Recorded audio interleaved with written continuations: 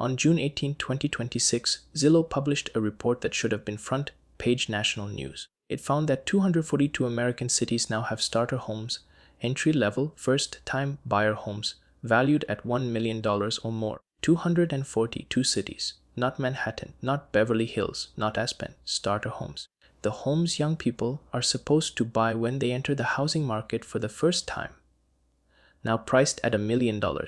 Meanwhile, the median annual salary for young professionals aged 25 to 34 is $59 to $80. Run the math. A young adult earning that median salary brings home roughly $49 and $40 per month. Traditional affordability rules say housing costs should be no more than 30% of gross income. That's $482 per month. A $1 million starter home with a 20% down payment, which requires $200,000 saved first, leaves an $800 mortgage. At today's rate of 6.52% for a 30-year fixed mortgage, the monthly payment is $5,067. You would need an annual income of $202,683, more than 3 times the median young professional salary, just to afford the monthly payment by traditional affordability standards. And that assumes you've already saved $200,000 for the down payment, which would take the median 25 to 34-year-old roughly 16 years of saving 20% of their income, starting from zero, with zero emergencies, zero rent increases, zero medical bills. The math is not difficult. It is impossible. Today I'm telling you the full story of the 2026 American housing crisis. What's actually happening, why it happened, whether the Great Housing Reset that Redfin predicted will actually help anyone, and whether there's a realistic path forward for young Americans who want to own a home. I'm pairing this with the most important book written about how America built this trap, and why breaking out of it is so hard. Welcome to Earnings Per Page, Honest Finance, No Hype. Hit subscribe. Let's begin. Part 1. The actual state of the 2026 housing market. Let me give you the real data.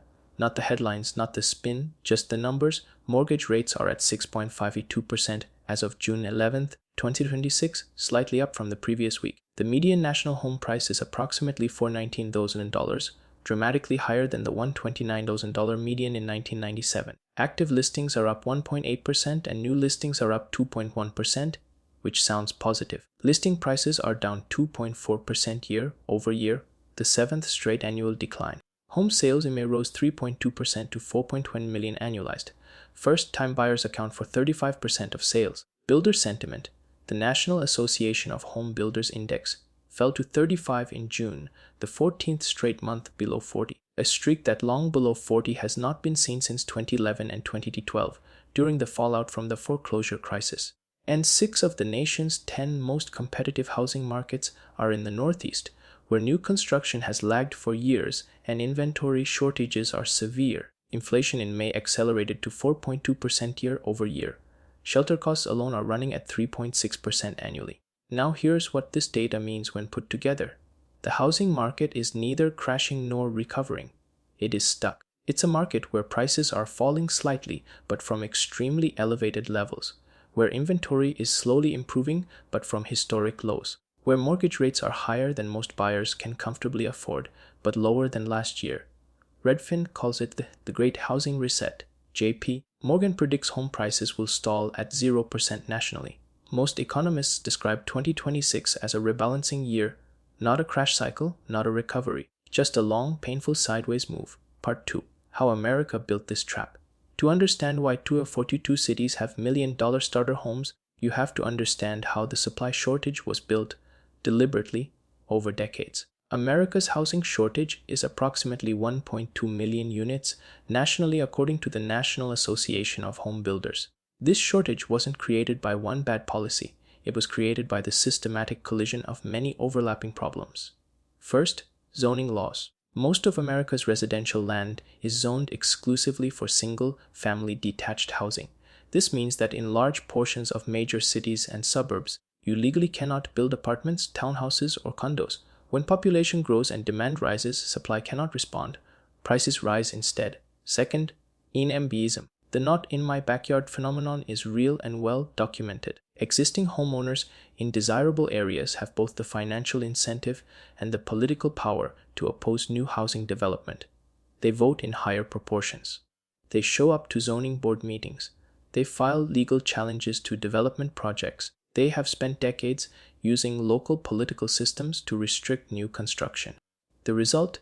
In cities like San Francisco, a single-family home approval takes years and hundreds of thousands of dollars in fees and compliance costs. Third, the 1997 capital gains tax cap. This is the hidden villain of the 2026 housing market that almost nobody covers. In 1997, Congress passed a law allowing homeowners to exclude $250,000 of capital gains from the sale of a primary residence, $500,000 for married couples, from taxation. The cap has never been updated for inflation. The median home price was $129,000 in 1997. Today it's $419,000. Millions of homeowners who bought in the 1990s or 2000s now have gains far exceeding these caps. Selling means a massive unexpected tax bill, so they don't sell. They stay in their homes. They lock up inventory. Today's data suggests this outdated cap could be discouraging 13.1 million homeowners from selling, contributing directly to the inventory shortage. Part 3. The mortgage rate lock-in trap. Here's the other hidden mechanism keeping the market frozen.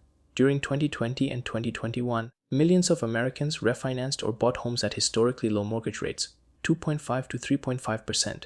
Today, mortgage rates are 6.52%.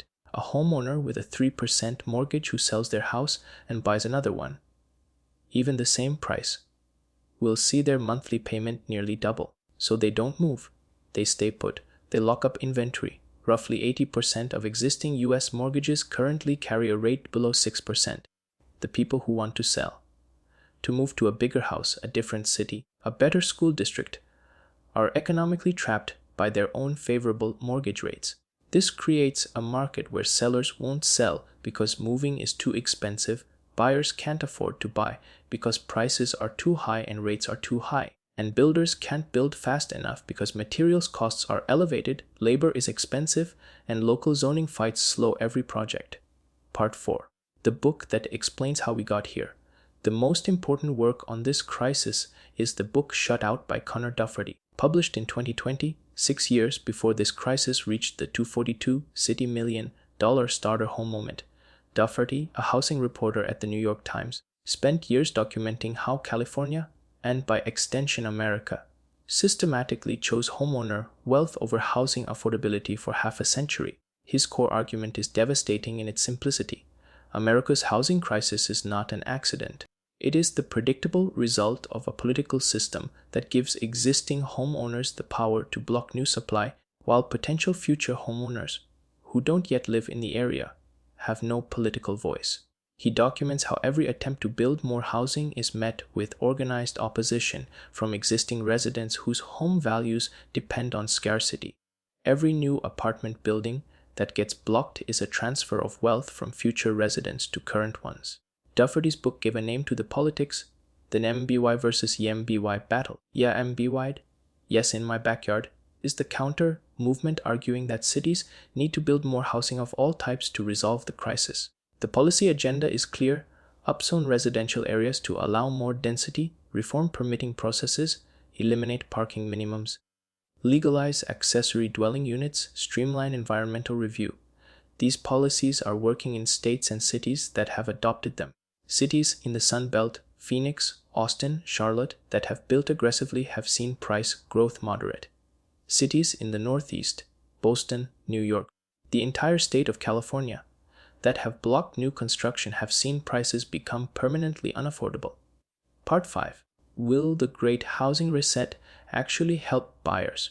Here's the honest answer that most of the housing coverage won't give you. The Great Housing Reset, Redfin's term for the gradual normalization they predict across 2026 and beyond, is real, but its benefits will be modest and slow. Listing prices are down 2.4% year over year. That sounds meaningful until you remember that prices rose 40 to 50% during the pandemic. A 2.4% decline is a rounding error. Mortgage rates are expected to stay above 6% for most of 2026. Fannie Mae projects they may reach 5.7% by year end. Going from 6.52% to 5.7% on a $507 mortgage saves approximately $275 per month. That's helpful, but it doesn't solve a 40% price increase. First-time buyers now account for 35% of sales. Historically, they should be closer to 40%. The affordability gap is still keeping a meaningful portion of first-time buyers out of the market. Part 6. What this means for you. Here's the practical takeaway from everything I've just covered.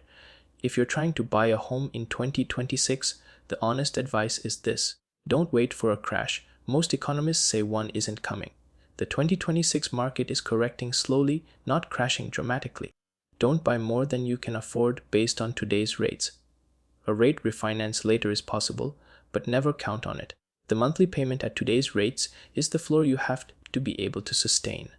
Consider Sun Belt markets over Northeast or California markets. The construction response has moderated prices meaningfully in cities like Phoenix, Raleigh, and Austin.